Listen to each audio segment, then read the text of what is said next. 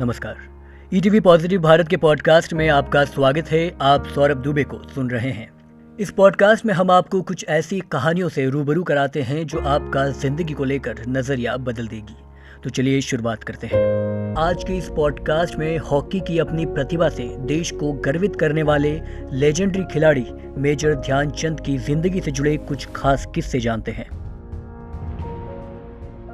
29 अगस्त 1905 इलाहाबाद में जन्मे और पले बड़े ध्यान सिंह 16 साल की छोटी उम्र में ही फौज में भर्ती हो गए थे। फौज में भर्ती के बाद से ही उनके हॉकी खेलने के इस सिलसिले की शुरुआत हुई।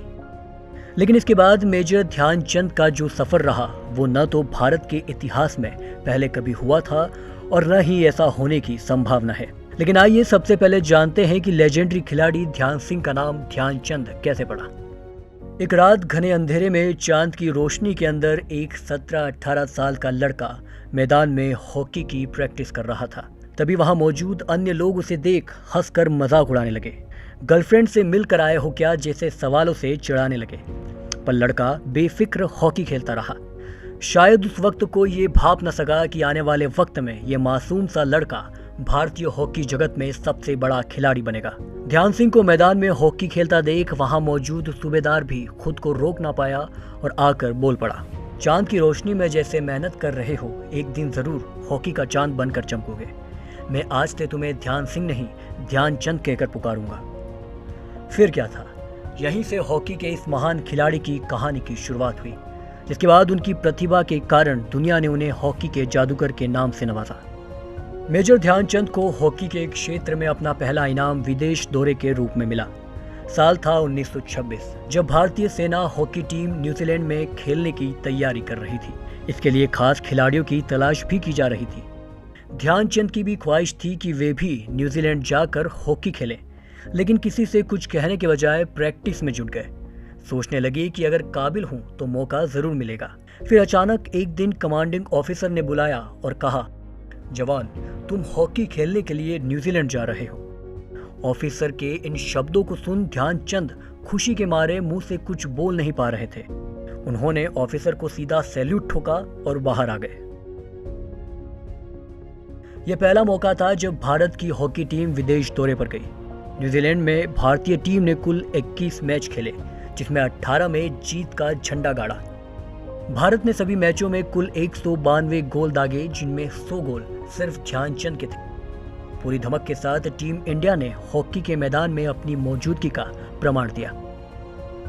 फिर हॉकी के इस महान खिलाड़ी का सफर धीरे धीरे आगे बढ़ता गया, जिसके बाद साल 1928 में हुए ओलंपिक में ध्यानचंद ने लगातार 3 गोल दागकर हॉलैंड को 3-0 से मात दी। इसी के बाद ध्यानचंद के नाम के साथ पहली बार जादूगर शब्द जुड़ा। ध्यानचंद की जिंदगी से जुड़ा एक और किस्सा जो बेहद लोकप्रिय है वो है कि साल 1936 में हुए ओलंपिक में भारत हॉकी टीम का मुकाबला हिटलर के देश की टीम जर्मनी से था। 15 अगस्त को यह मैच शुरू हुआ। मैच के शुरू होने पर से ही जर्मनी खिलाड़ियों ने भारतीय खिलाड़ियों के प्रति आक्रामक रुख अपनाया, जिस कारण ध्यानचंद के दांत में चोट लग गई। इसके बाद ध्यानचंद को कुछ वक्त के लिए मैदान छोड़ने पर मजबूर होना पड़ा। लेकिन कुछ देर के आराम के बाद चोटिल हालत में ध्यानचंद मैदान में लौटे। टीम के साथियों को बुलाया और आगे की रणनीति समझाई। ध्यानचंद की रणनीति में बदले का नहीं बल्कि अच्छे खेल का जिक्र था।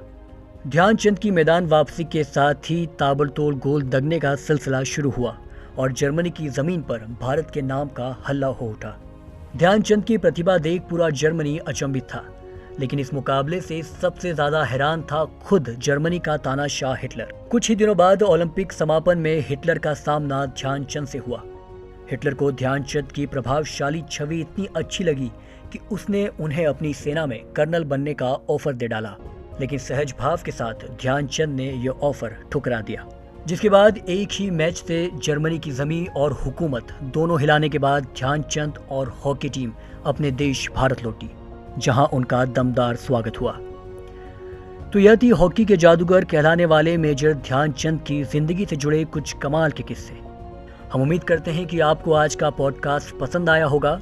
हमारे साथ बने रहने के लिए शुक्रिया। आपका दिन शुभ हो।